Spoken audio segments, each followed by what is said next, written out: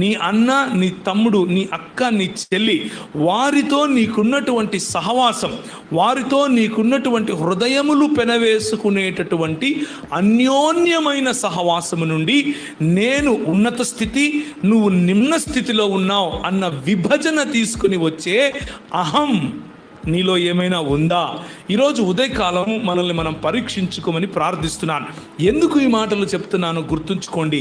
మనం అన్నీ చూస్తున్నాం, అన్నీ గమనిస్తున్నాం, వింటున్నాం, కానీ హృదయం కొవ్వు పట్టింది కాబట్టి మనము ఒకరితో ఒకరము పొసగకుండా ఒకవేళ ఉన్నామేమో. చాలాసార్లు వాక్యం వింటున్నాం, కానీ వాత వేయబడినటువంటి మనస్సాక్షిలో ఒకవేళ మనం ఉంటున్నామేమో.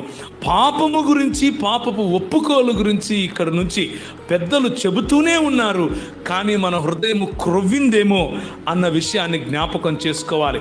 ఎందుకు అనంటే, మొట్టమొదటిగా సహవాసము నుండి నువ్వు మందిలోనే కూర్చుని ఉంటావు, మందిలోనే వాక్యము వింటూ ఉంటావు, కొన్నిసార్లు వాక్యము చెబుతూ ఉంటావు, కొన్నిసార్లు నీ సెల్ గ్రూప్లో చిన్న చిన్న గ్రూప్స్లో నువ్వు వాక్యబోధ చేస్తూ ఉంటావు, బయటికి వెళ్ళి సువార్త చెబుతూ ఉంటావు, కానీ నువ్వు సహవాసములో భాగం కాదు, కానీ నువ్వు దేవుని శరీరమందు భాగము కాదు. ప్రతి మీటింగ్కు అటెండ్ అవుతూ ఉంటావు, కానీ సహవాసములో భాగము కాదు. ఎందుకో తెలుసా? అన్యోన్యతను కోల్పోయావు. నీలో రావలసిన పరిమళము రావటం లేదు, అది దుర్వాసనగా మారిపోయింది.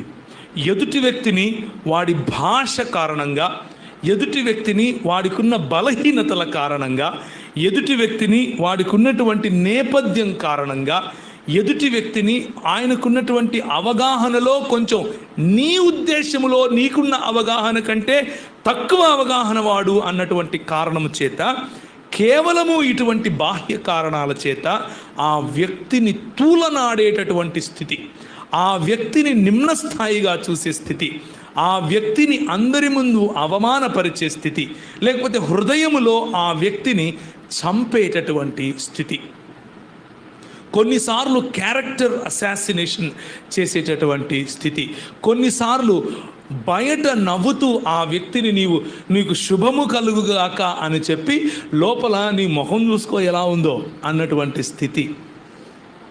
బయటకి సహవాసంలో ఉంటాం, బయటికి అబ్బ అక్క ఎంత బాగున్నావక్క అంటాం, కానీ లోపల ఆ వ్యక్తి గురించి మన అవగాహనే వేరు.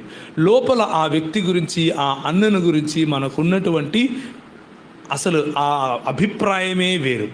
దీన్నే ఏమంటారు అనంటే ఆత్మీయ అంధత్వం అంటారు.